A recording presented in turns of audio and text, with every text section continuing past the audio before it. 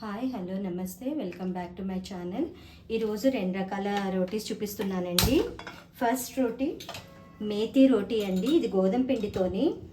First ఇట్లా pan పెట్టేసుకోండి. ఇందులో 2 టేబుల్ స్పూన్స్ ఆయిల్ వేసేసుకోండి. కొంచెం కాగనివ్వండి. ఒక హాఫ్ స్పూన్ జీలకర్ర వేస్తున్నాను. ఫ్రై అయిందండి. మెంతి కూర తీసుకుంటున్నాను. బాగా వాష్ చేసేసుకొని ఇలా కట్ చేసేస్తున్నాను. మరీ సన్నగా కట్ చేసుకోకండి. చాలామంది పచ్చి ఆకు చపాతీ పిండిలో వేస్తుంటారు. అలా కాకుండా ఇలా చూడండి, మీకు ఆ చేదు రాకుండా ఉంటుంది చపాతీ.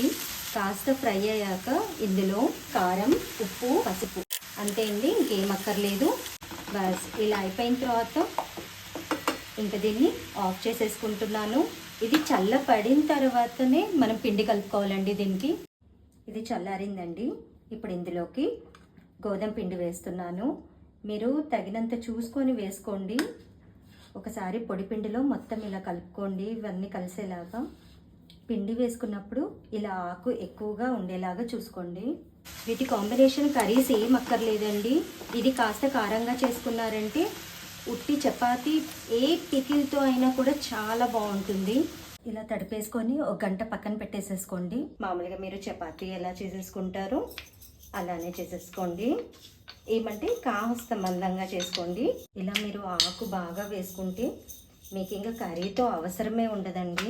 ఇప్పుడు ఈ రోటీ కాల్చేస్తున్నాను. పిల్లల కోసం అయితే గీ వేసేసుకోండి, లేకపోతే నార్మల్ ఆయిల్ బాగుంటుంది. ఇంతే అండి, మేతి రోటీ అండి. ఇప్పుడు రెండో ఐటెం చూపిస్తున్నానండి. ఇది మైదా పిండితో చూపిస్తున్నాను. పుదీనా రోటీ చాలా సింపుల్. 1/2 కిలో మైదా పిండి తీసుకున్నాను. ఇందులో తగినంత ఉప్పు వేసేసుకోండి. కాస్త జీలకర్ర, పచ్చిమిర్చి, ఉప్పు ఈ 2 మాత్రమే గ్రైండ్ చేసుకున్నానండి. మీ కారంని బట్టి ఎంత కావాలనో అంత వేసేసుకోండి. కాస్త నెయ్యి వేసేసుకోండి. ఇప్పుడు ఒకసారి దీన్ని బాగా మిక్స్ చేసేసుకుందాము. ఇప్పుడు ఇలా కలుపుకున్న తర్వాత పుదీనా అండి, వీటిని ఇలా వేసేసుకొని పిండికి ఫ్లేవర్ పట్టుకునేలాగా ముందు బాగా కలిపేసేసుకోండి.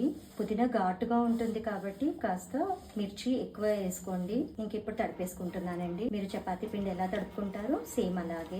ఈ 2 రకాల రోటీస్కి కూడా మీకు పికిల్ సరిపోతుందండి. ఇంకా ఏవి చేసుకోని అవసరం లేదు. ఇది కూడా ఒక 1 అవర్ పక్కన పెట్టేసేసుకోండి. ఇలా మైదా పిండిది కూడా ముద్ద తీసుకున్నానండి. ఇది కూడా కాస్త మందంగానే రుద్దుకోవాలి. ఇంక ఇప్పుడు ఇవి కాల్ చేసుకుందాం మనం.